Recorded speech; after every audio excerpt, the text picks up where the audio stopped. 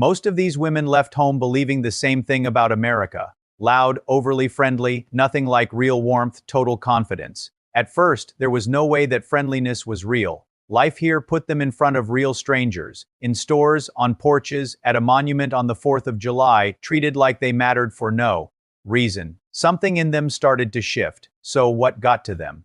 Let's find out. Stay with me. It's not the landmarks that get them, it's what happens after. Subscribe now because you don't want to miss where this lands. Doubt came before any of it. 8 years into life in London before she set foot in the US, one European woman describes a reflex she'd carried the whole time, treating unprovoked.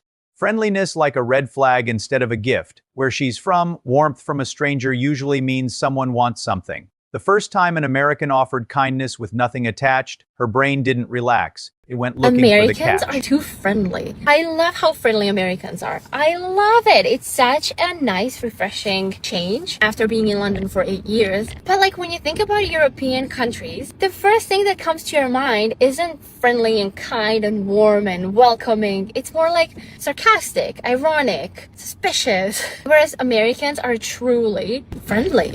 And as a European, I'm like, but what do you want? What's the catch? Why are you friendly? Like, you must want something from me.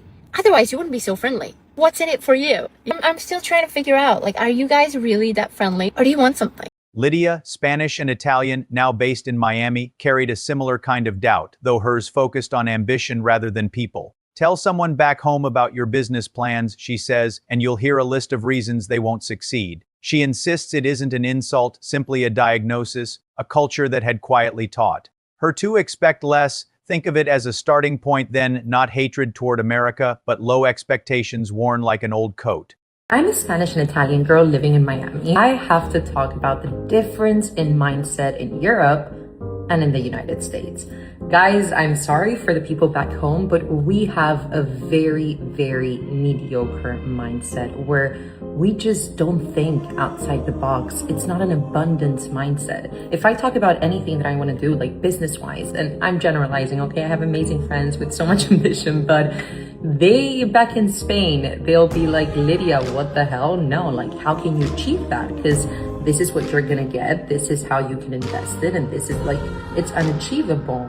If I say the same thing that I want to do in the United States, people are like, okay, girl, like, yes, and you could even do this, and you could also do this, and I can help you achieve that. You know what I mean? Like, it is just a mindset of dreaming big, and people are not scared to go get those things. European people, if you're listening, dream bigger, have a more abundant mindset. And Americans, if you're listening, love you guys, really. Keep dreaming big and keep believing that you're able to conquer those things, because you gotta be a bit delusional in life if you want to achieve those. The first crack didn't come from anything dramatic. While walking through an ordinary American suburb, a European woman records the flags on porches, patio furniture, and quiet homes along a peaceful street, then says something that even surprises her. It feels like stepping into a movie she grew up watching, not because anything spectacular is happening, because nothing is. Somehow, that's exactly what gets her. An American, you can probably not relate, but all this, for European, feels like we're right inside of a movie. Like these type of houses, of course with the American flag, or the little bench on the patio, so cute. I can totally see the pumpkins that will be placed here in fall. A lot of Europeans grow up watching American movies, and the scenery we only know from movies. This is why it feels so nostalgic, and I know it doesn't make any sense to Americans, but that's just... The whole United Kingdom, one British traveler points out, could fit inside Oregon, just one state, as she drives from a rustic lakeside town in New Hampshire toward the layered, complicated history of Martha's Vineyard. She begins realizing she's not exploring one country, she's experiencing dozens of them, stitched together, each carrying its own accent and its own memories.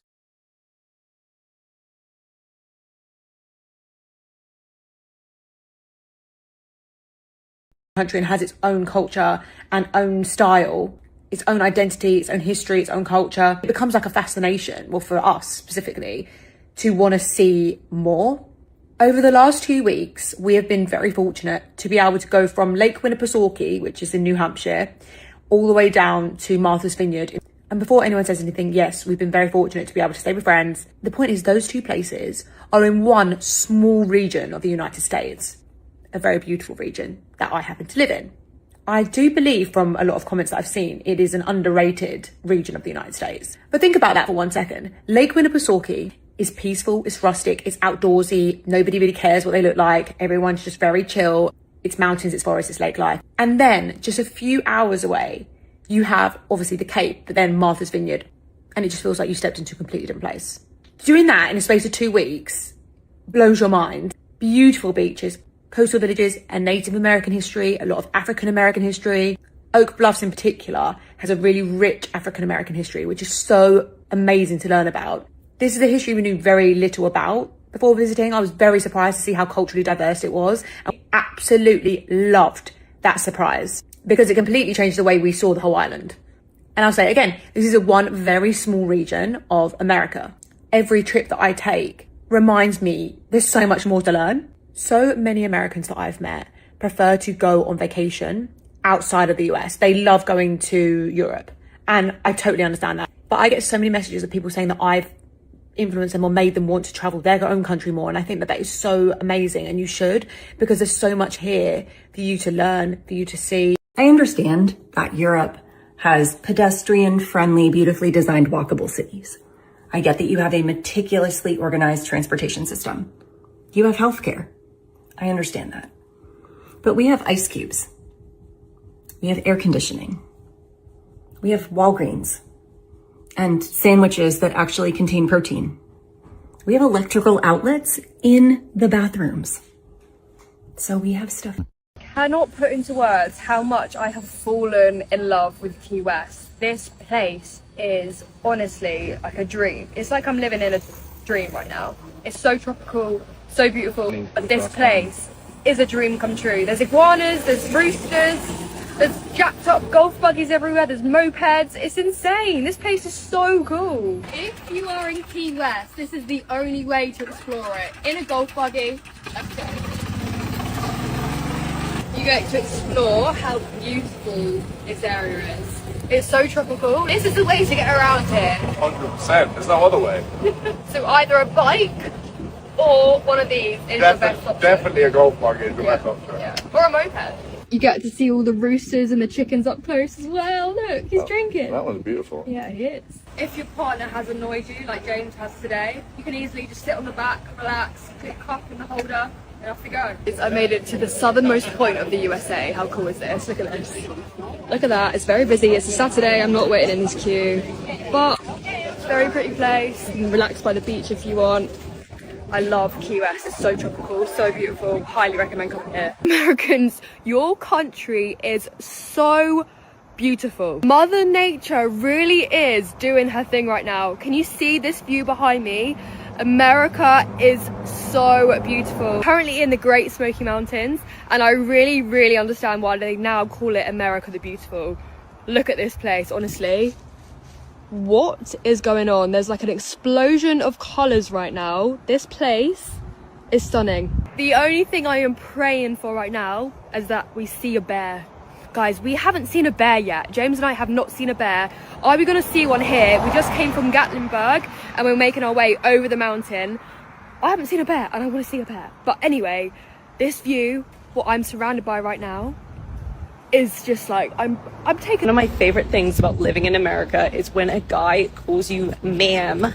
It is just so cute and like so respectful. And I wish they did that in England. It's ma'am. It's so fun. I love it. I need everyone to know how amazing America is, especially Texas. So if that means repping Texas Tech in the Philippines, then that's what I'm gonna do. There's actually a lot of American people here. I met people from Canada, a lot of people from California, and at this hotel, a couple that's from Texas. They're from Corpus Christi. So I can still hear my favorite accent in the Philippines. I love that. The people here in the Philippines are so lovely. Although I will always say the best people I've ever met are from America. Everyone in Texas is so nice. Everyone's so friendly and welcoming. And it's funny because so many people say that they like my accent. And I'm like, no, yours is the best accent in the whole world. The amount of random conversations I've had over there that have lasted literally an hour just because we both like each other's accent. Although I do feel like Brits like the American accent more than the Americans like the British accent. I've been playing my country music here in the Philippines and they love it. I'm so excited to come back to the States and make so many more videos, and I can't wait to have all different and new exciting experiences. And I loved going to watch the sports games, so I'm excited to come back and see more of those. Although I need to see softball and netball. Those are the two I haven't seen yet. Are 3 things I think Americans should be really proud of. My name is Hannah. I am a British mum currently living in the US. Number 1 is convenience culture. So I don't know if Americans realize how good they have it. Drive-throughs are everywhere. Not just drive-through like fast food or coffee. Drive-through bank.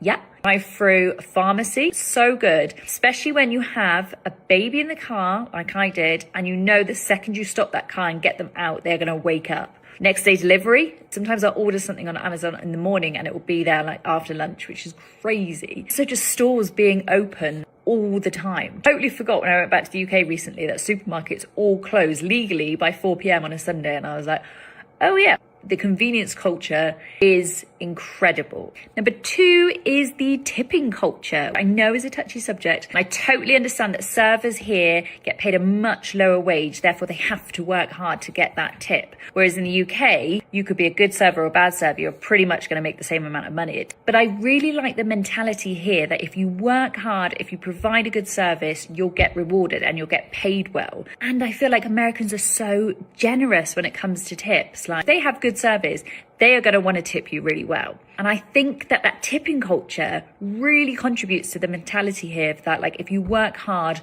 you'll get rewarded. And I think that's a great way to be. Number 3 is the encouragement and positivity that you get from people here. Like, it's so different for me, not just of friends and family, but of strangers as well. Like, you're like starting a new business or you're going back to school. People are so positive about it here, and then like it was a bit of a shock to the system when I first got here. It's just like a very different feel. As always, just my own personal opinion. I know that things differ massively from person to person. Yeah, I just think there's some things that Americans should be proud of that you maybe just don't even realize because it's so normal to you. I'm so amazed by how young Americans are so confident, seems to be so comfortable when they talk to adults and even like strangers like me. But yeah, they're like talking to me like they know me for years, and I'm just like, what? But this is what is great with the Americans. They're like so confident. Everything seems easy for them, you know? And me, as a French, I'm just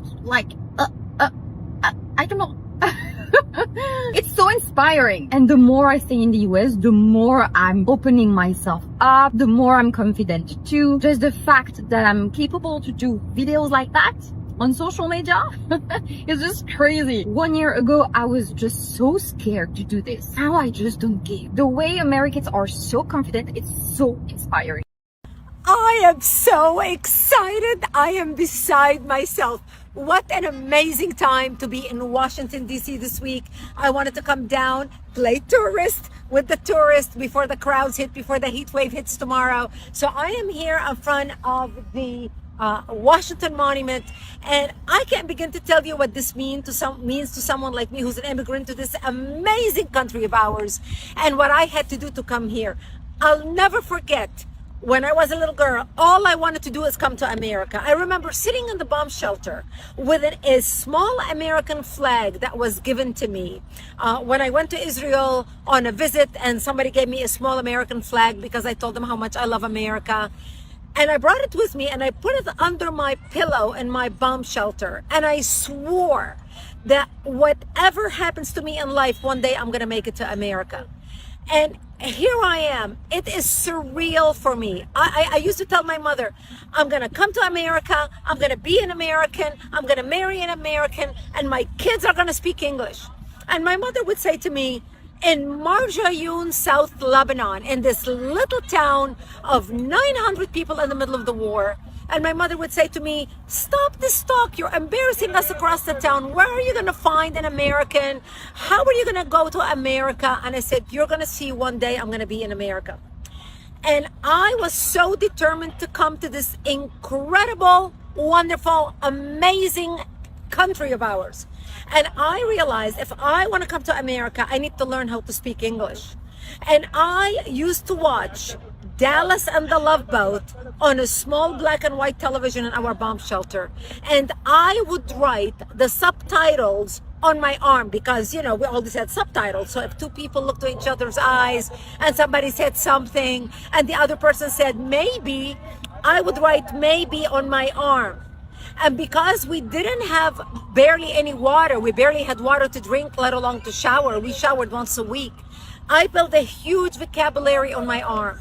And that's how I learned English. Talk about being determined. Do you see the scar on my arm? This is where I was wounded. This is one of my injuries with the shrapnel cut my artery. So I would write the subtitles around my scar and up my arm because I wanted to learn English. So if I ever meet any Americans, I will be able to communicate in their language so I can come to America. And I ended up moving to Israel, becoming news anchor for World News, and here I am in the United States of America. America is the dream that became my address. I am living in my dream. I remember my first trip to America, standing in front of this monument in line. In disbelief, I was one of the people in line in front of these flags. In 1986, September of 1986, with a dream that I will ever be able maybe to come live here as a citizen, and here I am. So this 4th of July, enjoy this week, celebrate America's 250th birthday. I have to pinch myself to think I'm standing on the same spot I visited in 1986 as a tourist. Yet today I'm standing as an American citizen. This is what America is all about. America is the land of the dreams. America is the land where you can come here and be all you can be as a citizen. So America, thank you for everything you've given me. I love you. I will do everything in my power to serve you, to make you a great country, to be an outstanding citizen, to pay my taxes, to live as a law-abiding citizen, to honor This is our the point police, the account honor has our built military, toward not a and be landmark, but a grateful promise for the rest kept. of my The strange life part for is the it doesn't miracle end when called the plane America. lands back home. A woman visiting family for the summer after a year in the States walks through her childhood house and says everything suddenly feels small, like she aged 10 years overnight, as if the furniture was built for a child who isn't her anymore. Her family dog, the same one she grew up with, looks enormous because the dog she has in America could fit in a bag. Maybe she's right, she's not home anymore in either place.